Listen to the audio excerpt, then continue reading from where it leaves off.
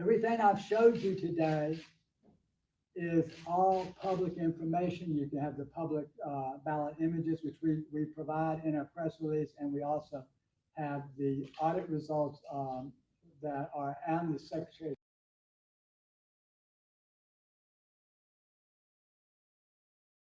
of State's website. We give you the links for that. You don't have to take our word for it. Anybody in the country can do their own analysis and come up with the same or different results than we did. But most importantly, I want you to understand that the elections officials, this includes the Secretary of State and Fulton County, they've had this information for 6 months. We just got it a couple months ago through our lobbying efforts on SB 202 to give make ballot images publicly available. And we also got the court order about that same time to release these.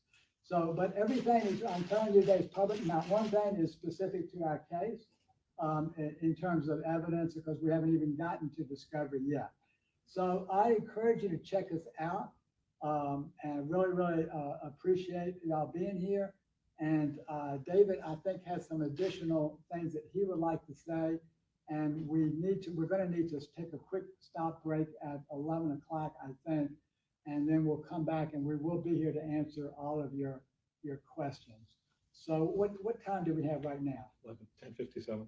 10:57. Okay, so we'll start. So I think David's going to come forward and he's going to show. David has led this effort. I just want to say one last thing before we go. Again, we're putting these fact sheets out. This was a different one that I was telling you about earlier, but this is one that came from our public broadcasting folks here in Atlanta. They've been saying that there's no evidence of fraud. That's not true. And they're misleading people in Georgia. There has been evidence of fraud for 6 months. We've had these sworn affidavits for 6 months. The evidence has been there. Now there's even more evidence, and there's even some proof of some fraud. So with that, I'm turning over to David, who's leading this effort. And David, thank you so much for everything you've been doing. Pleasure. So you said we need to stop in like 2 minutes? We can push out a couple minutes. Okay. I'll take that back. Plug in right here. Okay, hi everyone. My name is David Cross. I'm a concerned citizen that reached out to Garland a few days after Election Day with just concerns about irregularities that I'm seeing. I own a small business over in Duluth, Georgia, where I do investment management. And so really the crux of what I do for a living is investigate numbers. When clients come to me and say, is this company a good investment? Is that company a good investment? My job is to go in and look at the financials and find out if it's a sound company. And we frequently have found instances where we found fraud, and we've saved our clients millions of dollars by not investing in the companies that have that kind of fraud. So what I'm going to show you is it's very brief. I'll try to be to the point. If you want to, feel free to pull your chairs forward. What I'm showing on the screen right now, this is the actual risk limiting audit that the Secretary of State has posted on his website. Now, from here, this thing's got 44,000 or 42, I think 42 or 44,000 lines to it. It's every absentee by mail, every election day, every batch that was used in the risk limiting audit. When we go from there, we're able to isolate it and get it down to the point where we can see what we're able to compare what was reported in the risk limiting audit versus what were we given in terms of images. So I'm going to jump right to the easy things that should have been found with any kind of audit. So what you're looking at here is these three top entries each show 96 votes for Trump and 392 for Biden. And the very first line says absentee scanner 3, batches 174 through 178. When I go over and tally the images that correspond to those files, or to the batch image files, it's pretty close, all right? So the risk limiting audit showed 491. We showed 495 ballots in there, and it's very close. What should have been caught was that scanner 3 batch 175 and 176 was also reported as 96 and 392. And then absentee scanner 3 batch 177 was reported with exactly the same result. And if you just want to look at apples to apples on batch 177, The Secretary of State said 96 and 392. What was actually in the batch was 9 and 89.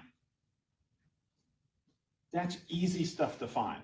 Anybody could have sorted the spreadsheet and found that, but they didn't. This entire page is filled with more duplicates. And some of these are duplicates that have similar names. So the next one says absentee scanner 3 batch 1. And then the next line that's on here says scanner 3/1. Those numbers were reported as exactly the same on the risk limiting audit. Only one batch of files existed that says 43 and 55. Again, absentee scanner 3 batch 18 looks the same as scanner 3/18. This goes on down the page. I mean, it's an unbelievable amount of matches that happen on there that should have been easily identified by anybody just doing a basic audit to look for duplicate entries. It's a simple function to put into Excel. If this number matches that number and this other number matches the one above it, it should be very simple to find. David, were all of these examples were the numbers that were presented that were adjusted always done in favor of Biden? We had a few that were in favor of Trump, but the vast majority was Biden. So these are ones where we have exact numbers. 21 and 77 is reported twice. 8 and 90 gets reported twice. And there's only one batch that verifies what actually exists. So what would cause them to get counted twice? Would that be a deliberate thing, or is this sort of what? I have no idea. I mean, I do know that if the Secretary of State says, we counted them 3 times, they should be able to find this. This is not difficult. Who were the incompetents that conducted the audit? Yeah, I don't know. Which group? Was it from the Secretary of State's office? Was it an outside group? I think it was the Secretary of State's office, but Garland's more familiar with that. I'm just the numbers guy. Yeah, you want me to answer now or wait? No, go ahead. All right, so, I think you're asking how the audit was. I asked who are the incompetents who conducted the audit for the Secretary of State? Okay, so the way that it worked is Fulton County had an audit on November 14th, 15th with their own people. And the audit was entered into the Secretary of State's system, as I explained before. And this report was generated from the Secretary of So State. Fulton County audited itself. Yeah. Pretty So- much it. So, so Fulton, the answer to your question is, it was Fulton County, and assuming that the Secretary of State's reporting mechanism right. This is the problem with the broken chain of custody. Fulton County, when you conduct an audit, Fulton County should have their own results. So when they push it up, then we know, we can verify that, okay, it was Fulton County did it wrong. Now that the chain of custody was broken and it went to the Secretary of State's office and the Secretary of State reported Fulton County's number, you don't really know. So they because pushed up the audit was- falsified information and covered their tracks, basically. I'm sorry. They pushed up falsified information to the Secretary of State and then covered their tracks by wiping it out. It appears that way. We don't want to be accusatory Sure, yet, but but it the reality appears. is there's no tracks leading back to them. Is that correct? Well, yeah, no, there are tracks. I mean, this data, the tally sheets were done by Fulton County. The tally sheets that David is talking about, they were done by Fulton County. They were then entered by Fulton County. But when they entered it into the Secretary of State system, and that's what broke the chain of custody. They should have entered it into They don't Fulton have their County own system, system, in other words. and yeah, and then uploaded it. Well, what's interesting is that this audit happened after the Carter Jones report, right? Where the investigator that the Secretary of State actually hired to look at how Fulton County ran the election, and he described it as chaos in his report. They then allowed the same chaotic environment to literally conduct the audit, which is sort of like a negligence on the part of the Secretary of State, right? Because you're. Well, yeah, so The answer's obvious. we're just giving you the data. Yeah, We're trying not to draw too many accusatory Yeah, we can get- conclusions off of it. Were there any observers from the parties of this audit that Fulton County conducted? Or was it just Fulton County employees No, or okay, contractors? yes, all right, so there were observers, I was an observer, I was an audit monitor, the Carter Center was there, and they thought the audit was wonderful. you just saw this report. They made a 30-page report telling you how great the audit was. It's completely. But they also did the audit of Venezuelan, Thank you. Venezuelan elections, and they found it wonderful too. Right. That's why we have elected Don't Venezuela even and mention, don't Cuba. even mention Jimmy Carter. So I have another question for you. Tell me what you found in Arizona and how that, what you saw in Arizona, how that compares to what went on in That's Georgia. that's outside the scope. That's outside the scope. We need to stay with David. Let me come back to this. Mark, and stay Mark on had point. one question. He's been patiently waiting. Thank you. When we look at mismatches in audit results compared to machine counted results, is it possible that Fulton County, when doing the audit, just mixed the batches together, and rather than keeping them organized, how possible is it that this is sloppy records management rather than intentional mismatches? It's certainly errors. There are certainly errors, but the tally sheets I showed you are falsified. That's fraud, in my opinion. How do you know it's fraud rather than sloppiness? Well, how would you make a sloppiness and you write up 7 batches, 100 to nothing Biden, 200 to nothing Biden? I Go ahead mean, and show well, them. we know in the audit, they sorted ballots sometimes by candidate. There Isn't are it no, possible that they did that kind of sorting? It's, and that's what we're it's saying? possible, Mark, but the Right. reality is that somebody wrote down 100 on there and then didn't bother to reconcile what they were turning in. I mean, was it fraud? I don't know. But here's the thing. When we go back and take a look, Garland was talking about the 60% error rate. What he's talking about here was I did a simple question in Excel. I said, does the Trump number here from the risk limiting audit match the Trump number that was in the ballot file? Does the Biden number from the risk limiting audit match the images? And does the total number of votes match? That's it. And there's a 59.5% failure rate. So right at 60, rounded up 60% failure rate, if you're just doing that test. So if human beings are doing this kind of thing on a risk limiting audit, I'd expect, 5%, not 59.5%. So 2 questions. One question is, on these tally sheets, is there somebody that initials or signs so that you can trace back who is physically doing it?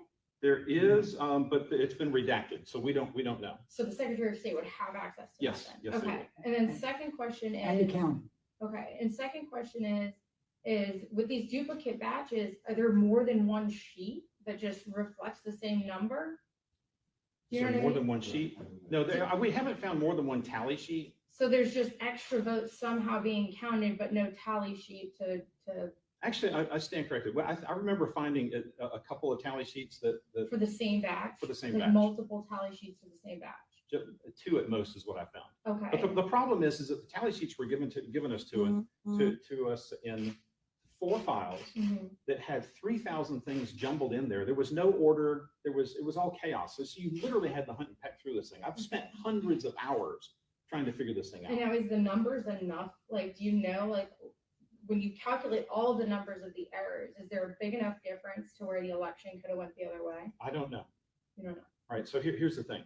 So if I owe you $20,000, right, Mhm. and I pull a wad of cash out of my pocket and say, as soon as I give this to you, it's yours, and I certify that it's $20,000, right? Mhm. And you look at it and you say, well, it looks like $20,000, but you don't know that it's movie money, right? And the first couple hundreds are real, and the rest of it's garbage. I think that what we've got is garbage. So let's come back to this. I just showed you identical duplicates. Now what we've got is mislabeled and duplicate counted, right? So here's an example, just a simple, easy one. Oops, my slide's too big. I have to shrink it down a little bit.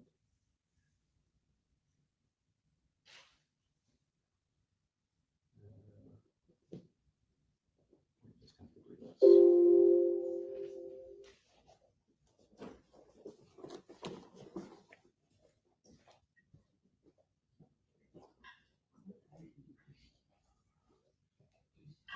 Okay, so here's one where we have in red the says scanner 5 back 17.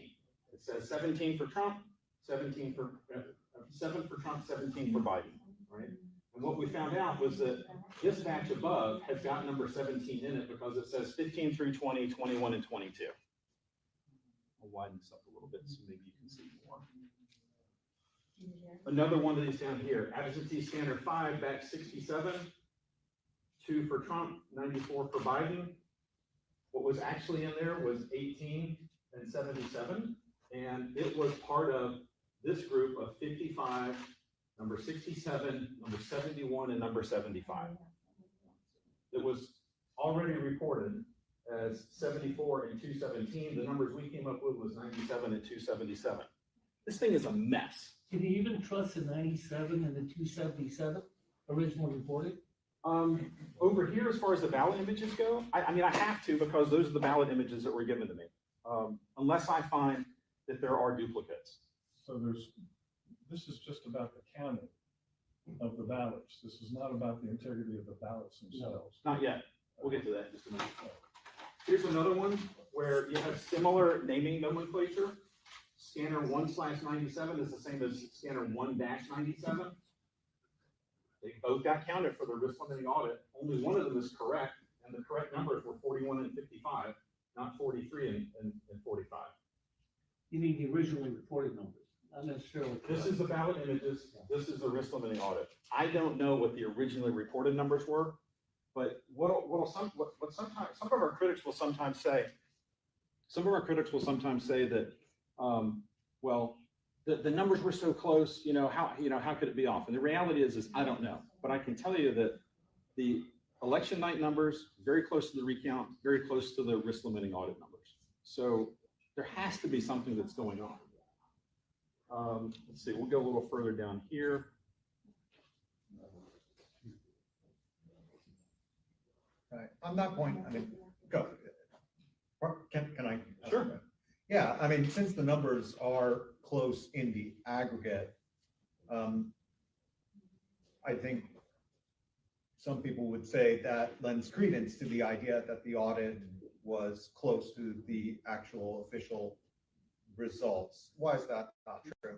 Can I answer that? Sure. Okay, so Mark, there's a false assumption in your question, and that is that the original results were accurate. And that's what I believe to be a false assumption. Exactly. So let me explain why. As you know, we accumulate votes that are in QR codes that the voter never verified. That system was ruled illegal by the U.S. District Court. It was ruled as in violation of Georgia law. Now, she hasn't provided relief for that yet, but that's in page 81 of the October ruling from Judge Totenberg, that this system violates Georgia law. They're wedded to it now. Over 100 million, we're approaching $200 million. So until we can actually look at it and see if that Dominion system actually counted votes correctly, we don't know that the first results are correct. And now we don't know that the audit proved anything. So we've got multiple problems. When they recounted it for the third time, all they did was accumulate the votes, the unverifiable votes, and republish the previous unverifiable votes. We have not had a legitimate count of the votes in the Georgia elections yet, in November or in January. So, and we do have evidence that the Dominion machines flip votes in Ware County. I'll stick by that. I have a sworn affidavit on it. People are saying that didn't happen. Nobody has ever refuted my sworn affidavit on that. Yes, ma'am. What is the process from here on? Is this taken to a court, or any other? Who can look into this? It doesn't seem like anybody from either party is interested in exposing this. The legislature.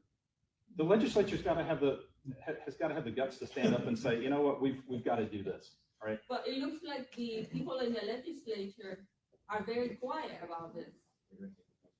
Well, the average politician's scared. They just want to get elected again.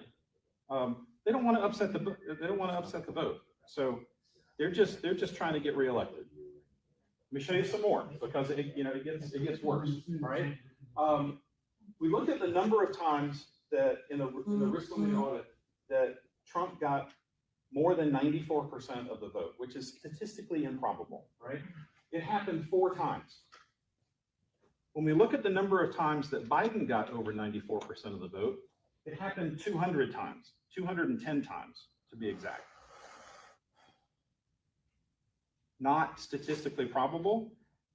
And even though that doesn't say there was fraud, it says that there's irregularities that need to be looked into. How does that compare to the 2016 presidential election? I don't know. All I've been doing is spending all my time on this particular one. What I'm going to show you now, and I've got two more slides, so this is one of the more important ones. This just shows you kind of like what we did to go through and verify things. You've got a tally sheet for scanner 2 batch 20 that says Biden got 100, nothing else written on here. Then what we've got is down at the bottom, we have the risk limiting audit that shows 0 and 100. And then we actually went through and pulled up what the actual ballot images said. We did this for every single one of the entries on that spreadsheet because we want to proof our work. This is the 4,000 or whatever it was entries on that spreadsheet. Yes. All right. And then over the weekend, we started finding duplicate scanned ballots. Now,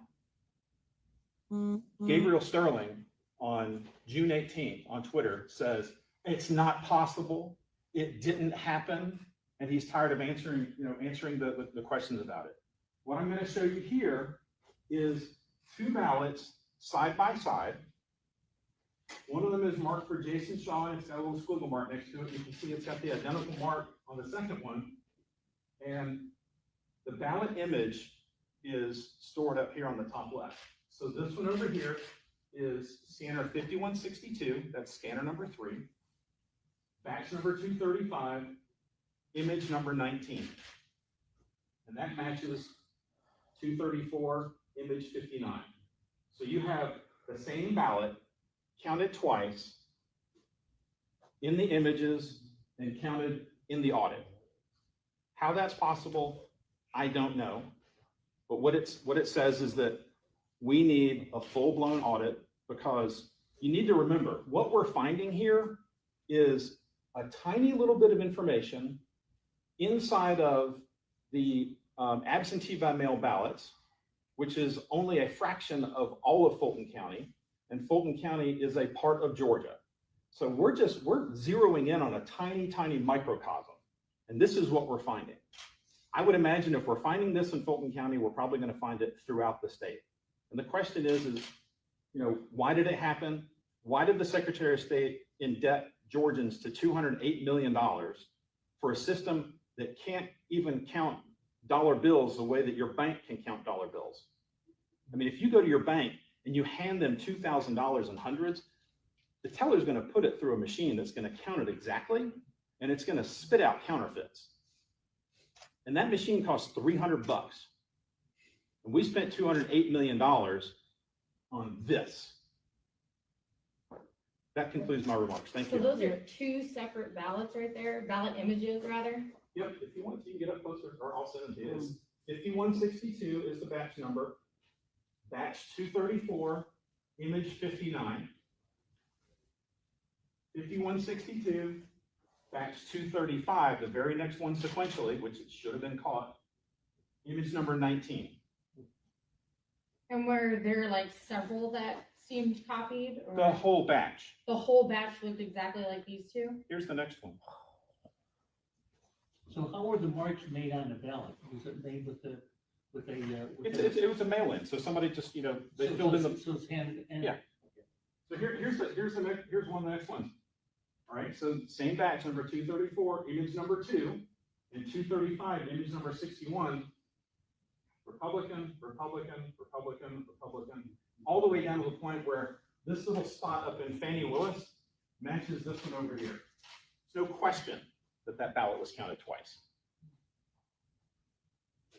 Adjudication is not reflected in this, right? No. Okay, so that's a whole other area to be looked into. Here's another one. Again, 234, image number 80. 235, image number 42. Bubba McDonald's matches perfectly.